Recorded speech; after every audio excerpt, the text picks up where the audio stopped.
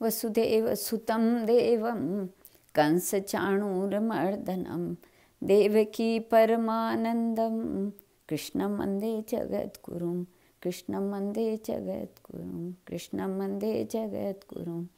युधिष्ठिर ने पूछा, केशव, भाद्रपद मास के शुक्ल पक्ष में जो एकादशी होती है इसका क्या नाम है?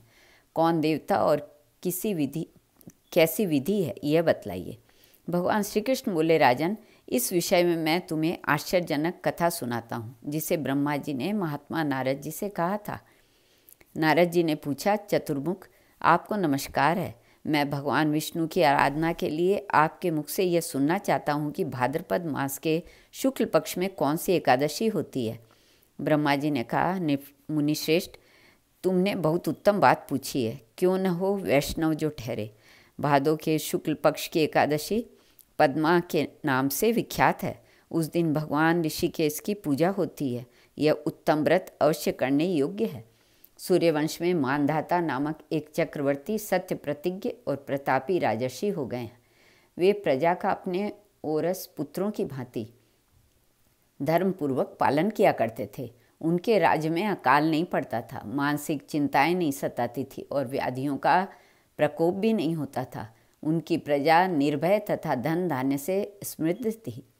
महाराज के कोष में केवल न्यायोपार्जित धन का ही संग्रह था। उनके राज्य में समस्त वर्णों और आश्रमों के लोग अपने अपने धर्म में लगे रहते थे।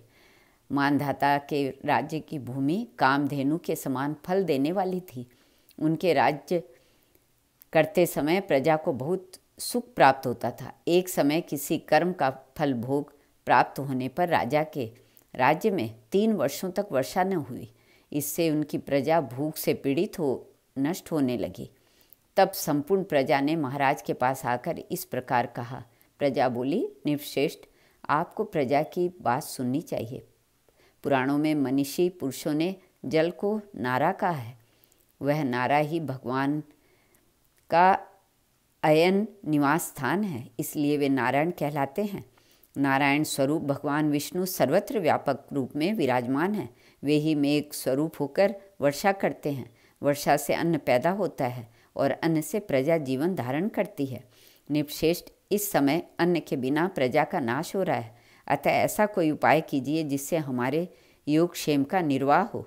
राजा ने कहा, आप लोगों का कथन सत्य है, क्योंकि अन्न को ब्रह्म कहा गया है। अन्न से प्राणी उत्पन्न होते हैं और अन्न से ही जगत जीवन धारण करता है।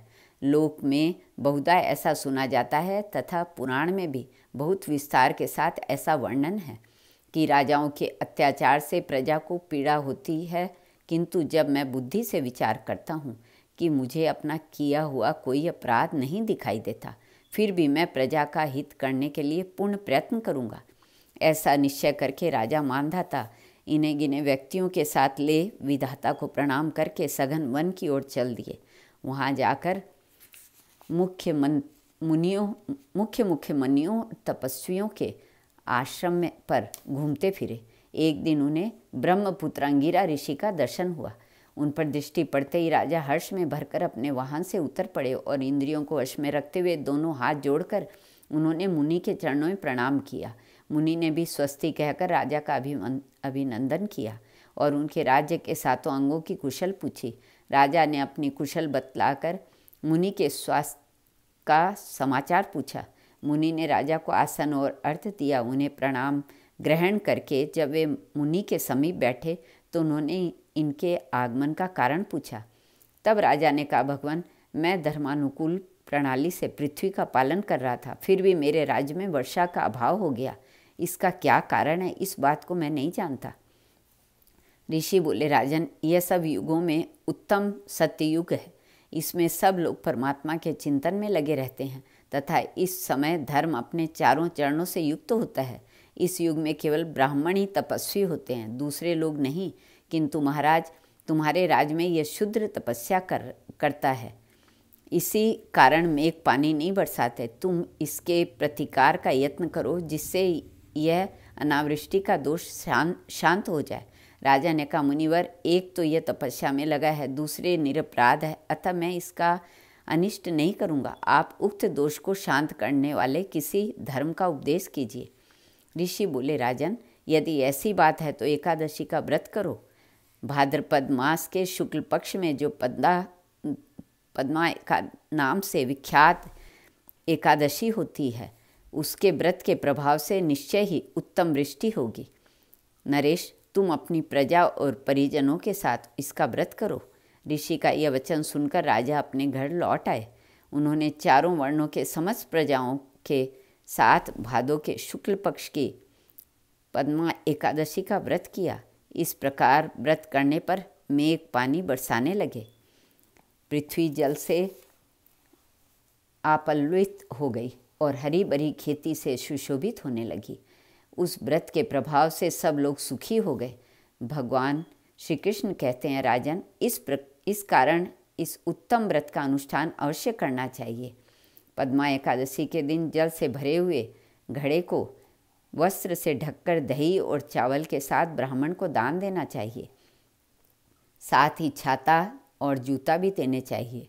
दान करते समय निम्नांकित मंत्र का उच्चारण करें। बुद्ध श्रवण नामक धारण करने वाले भगवान गोविंद, आपको नमस्कार है। नमस्कार है, मेरी पाप राशि का नाश करके आप मुझे सब प्रकार के सुख प्रदान करें। आप पुण्यात्मा जनों को भोग और मोक्ष प्रदान करने वाले तथा सुखदायक हैं। राजन, इसके पढ़ने और सुनने से मनुष्य सब पापों से मुक्त हो जाता है। श्री कृष्ण अर्पणमस्तु।